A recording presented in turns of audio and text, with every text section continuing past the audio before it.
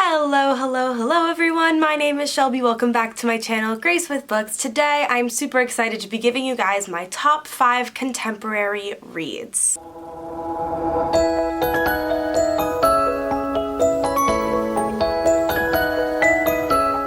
It's been a hot second since I posted. Earlier this week I made an announcement on my Instagram and Twitter basically saying that due to college pressure and outside extracurricular involvement, I will sadly have to cut down my posting from twice a week to once a week for the foreseeable future. I'm so excited about the opportunities I currently have on campus to provide for my major and for my sorority, but that does mean that I am much more busy than I was in the fall semester, which is why I have decided to cut it down to one video a week. Is it just me, or do I just look so washed out right now? Lord, I'm always pale, but this is a lot. Anyway, so I did not post this past Monday, and I will not be posting on Mondays until my schedule lightens up a bit. I do not know when that would be though. With all that being said, let's just get right into my top 5 contemporary books. These are just my favorite contemporary young adults.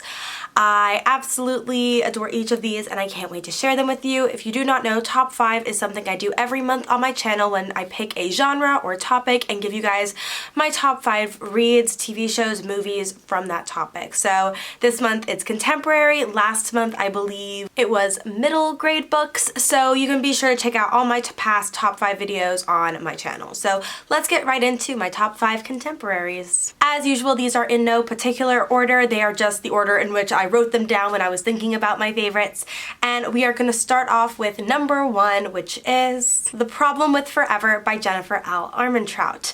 It would not be a list from me if it did not have a JLA book, because as I'm sure you guys know and are sick of me telling, that she is one of my favorite authors of all time. I absolutely adore her storytelling ability, and The Problem with Forever was the first contemporary book I read from her. It was stunning. It tells the story of a girl named Mallory, or Mouse as she is called because she does not speak a lot, and a guy named Ryder, and they grew up in the foster system together, protecting each other until a horrific accident at one of the foster homes pulled them apart, and Mallory was taken to the hospital where a doctor and his wife decided to adopt her, and she and Ryder lost contact. 4 or maybe 5 years later, Mallory decides to stop being homeschooled and decides to go into the real world to high school for her senior year, and who should she see in her first class but Ryder. It is the first time that they have seen each other since this horrific accident occurred, and Mallory sort of has to wrestle for these new feelings she's feeling for him, on top of dealing with her own anxiety and also watching Ryder's life sort of deteriorate while her life is finally becoming steady for the first time.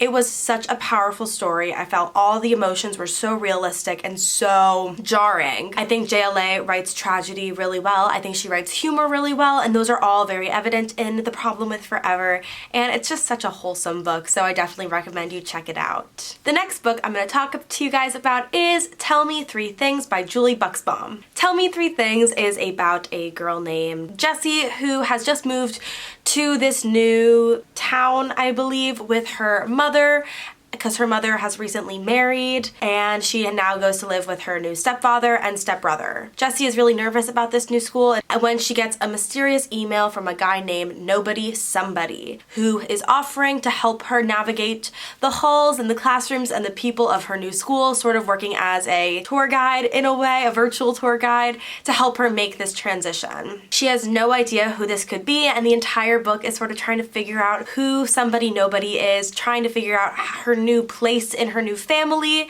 her new school, and it's just about her sort of working towards being happy with her life. I liked the little mystery aspect of it with trying to figure out who Somebody Nobody was. In the end, I did guess it pretty quickly, but still I thought this book had a lot of great aspects to it. I think it was such a fun read, nice and short, easy contemporary book.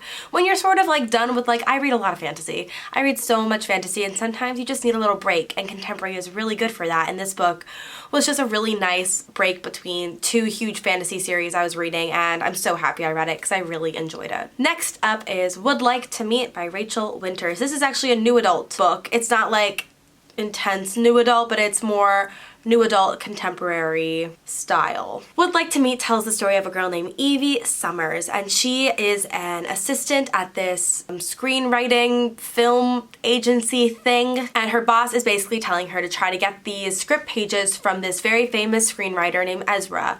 But Ezra's trying to write a romantic comedy and he's having trouble because he doesn't think you can fall in love the way they do in the movies. Evie, determined to prove herself to her boss, decides to prove Ezra wrong and sets up all these meet cutes that you find in movies, and she tries to recreate them to prove that you can fall in love like they do in the movies. This book is such a rom-com. It is so much fun watching Evie put herself in these cinematic situations, I guess, like spilling your coffee on someone and then like getting a date, or writing your number in a bunch of books around the city and waiting for someone to text you. So she just sets up all these different potential meet cutes and rates them back to him. And with the help of this father and daughter who she meets at one of her failed attempts, she attempts to prove the screenwriter wrong and show that you can fall in love like they do in the movies. I'm repeating that a lot, but that's like the tagline. So it was so funny. The format was also really interesting. At the top of every single chapter, there was a little a little like caption to set the scene, sort of. If you looked like at a movie script, I'll try to insert an example here.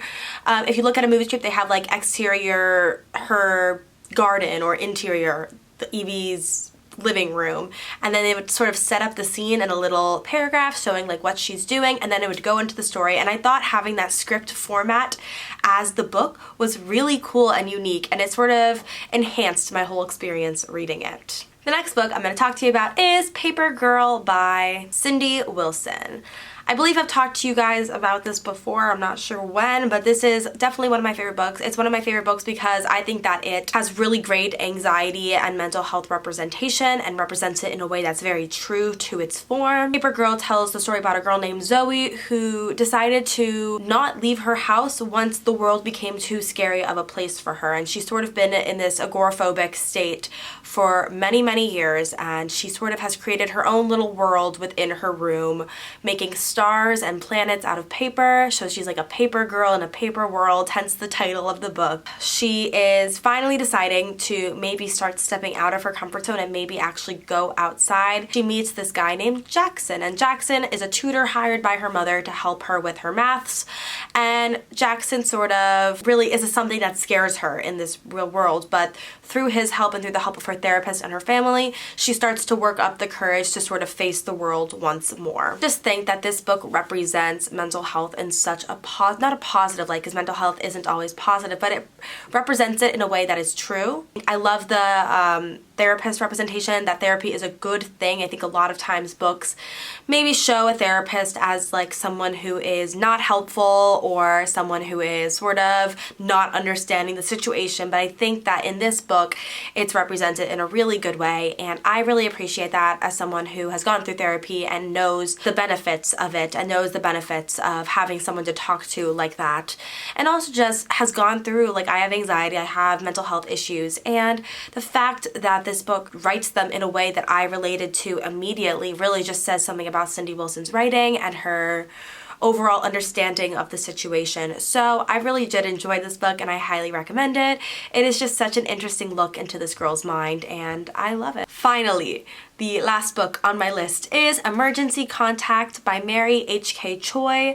I'm actually planning a review of this for sometime in the future, so look out for that. I won't go too much into detail about it because I'll save that for the review, but I just recently finished this book and I love it so much. Emergency Contact tells the story of a girl named Penny and a guy named Sam, and Penny is a new student at a college. She's a little more reserved, a little introverted. Her mind works in a way that other people can't always understand. And then there's Sam, who is 24-ish, I believe, who is sort of dealing with his financial problems and the fact that his future may not turn out the way he always planned. And when an incident sort of throws them two together, they decide to become each other's emergency contact, someone they can talk to when they're having a rough time emotionally, mentally, physically, and someone who can just be there on the outside as a confidant. As they start texting, they start realizing like how much they have in common, and it's so interesting to see these two peoples who you don't think would mesh in any other situation really grow to care about each other and help each other in their lives. This book is so amazing, and it deals with a lot of really big issues like anxiety and depression, homelessness, abuse, all these different things that you wouldn't really think you would get in a young adult contemporary book, but it deals with these issues so beautifully and so wonderfully, and I was so happy by the time I read it. Definitely not a super light-hearted book like Would Like to Meet or Tell Me Three Things, but it is still such a powerful book, and I definitely recommend you give it a try if you haven't already. And those are my top 5 contemporary books. I hope you enjoyed this video. Let me know below if you have any of your own favorite contemporary books you'd like to share. I would love to hear them. I love hearing your guys' thoughts on these. I love being able to have recommendations for new things, so I really appreciate it, and I hope you give me your thoughts below. If you have any thoughts on any of these books, I'd love to know. And yeah, so don't forget to like, subscribe, comment, hit the notification bell to get updates on when I post. I will be posting every single Thursday from now on, and I will see you in my next video. Okay, bye!